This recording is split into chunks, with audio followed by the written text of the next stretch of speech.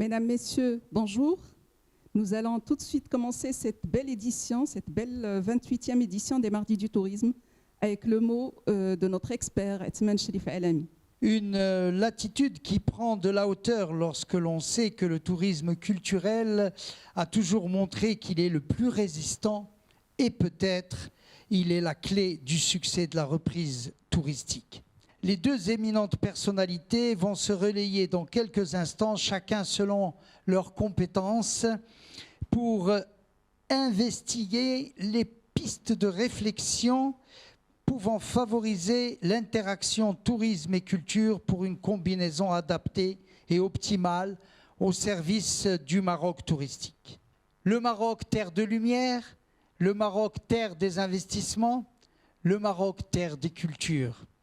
Le Maroc abrite, selon une autosaisine du Conseil économique, social et environnemental, quelques 10 153 éléments du patrimoine culturel.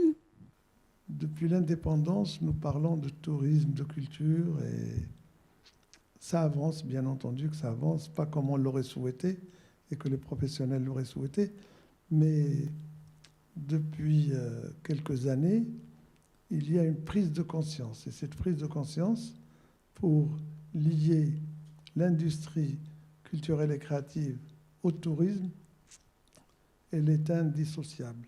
Et Sa Majesté, ces dernières années, tous ses discours étaient axés sur cet élément essentiel qui est en plus la culture. Aucune manifestation liant la culture et le tourisme n'est imprégnée ni nous a marqué, parce que moi je serais incapable de citer quelque chose qui a été fait ces 40 dernières années au sein de Casablanca sur les deux thèmes. Il y a eu des festivals de musique, il y a eu des festivals, tout ce que nous avons voulu, mais il n'y a jamais eu de pérennité. On le fait une année, deux, puis hop, changement d'homme, changement de stratégie, et on pense à autre chose. Et ça, je pense qu'il faut maintenant, avec cette maturité que nous avons, il faudrait qu'on réfléchisse plus sereinement pour aller de l'avant.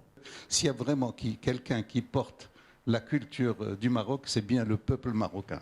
Avec, bien sûr, c'est des idées faites par des hommes, créées par des hommes, mais n'empêche qu'une Médina, ça ne s'invente pas.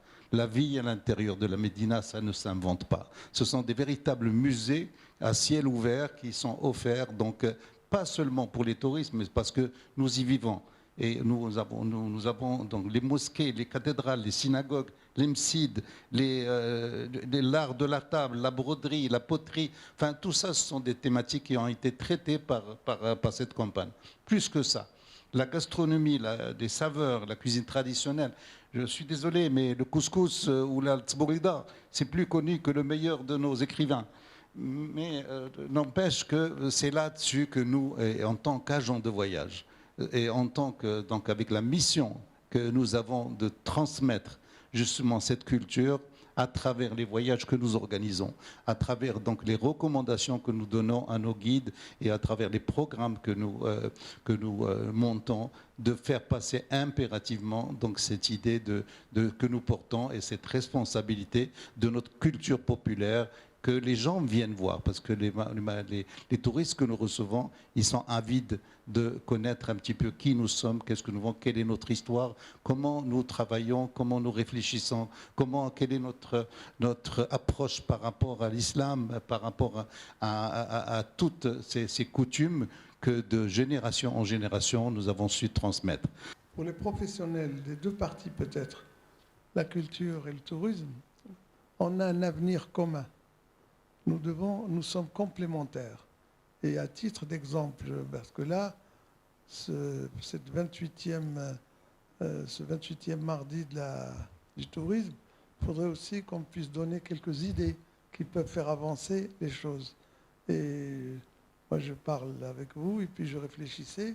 Je prends l'exemple de la ville de Casablanca où nous sommes, qui est une ville de plus de presque 5 millions d'habitants. C'est une ville qui a eu une dimension extraordinaire à travers le monde grâce à un film. Ce film, c'était Casablanca, qui n'était même pas tourné, qui était tourné dans les studios à Hollywood, mais il a fait le tour du monde. Tout le monde parle de Casablanca. Alors pour vous dire l'importance et l'impact de la culture, ça a été le meilleur ambassadeur de tous les temps. En fait, ce qu'il apporte, c'est d'abord une vitrine. Comme toutes les autres activités qui définissent une destination, aussi bien localement ou à l'international, il apporte également des stratégies. Le tourisme contribue aux schémas locaux de développement touristique. Donc c'est vraiment là aussi chaque site ou chaque événement culturel peut profiter de ces compétences, des moyens que c'est mobiliser l'industrie du tourisme. Et donc il apporte également des compétences. Vous le savez, le tourisme est quand même très fort en ingénierie, donc il peut améliorer les offres, il peut améliorer leur accessibilité et surtout leur compréhension. Le tourisme apporte la mise en tourisme d'équipements et d'événements culturels. Il apporte également une bonne connaissance des usages du numérique. Je pense qu'on est à l'ère du numérique. Il est important aujourd'hui que ça soit généralisé et que ça peut aider donc à augmenter le flux de visiteurs. Et en conclusion, je pense que depuis longtemps, le tourisme s'est généralisé, donnant une impulsion sans précédent aux activités culturelles qu'il associe généralement à toutes ces démarches. Alors qu'il s'agisse d'investissement, de la connaissance de la clientèle ou du marketing, de la communication et toute la promotion de la commercialisation des produits touristiques. Essaouira est une ville, un grand écrivain marocain, Edmond Amra al-Maleh, paix à son âme, qui disait « La belle au bois dormant ».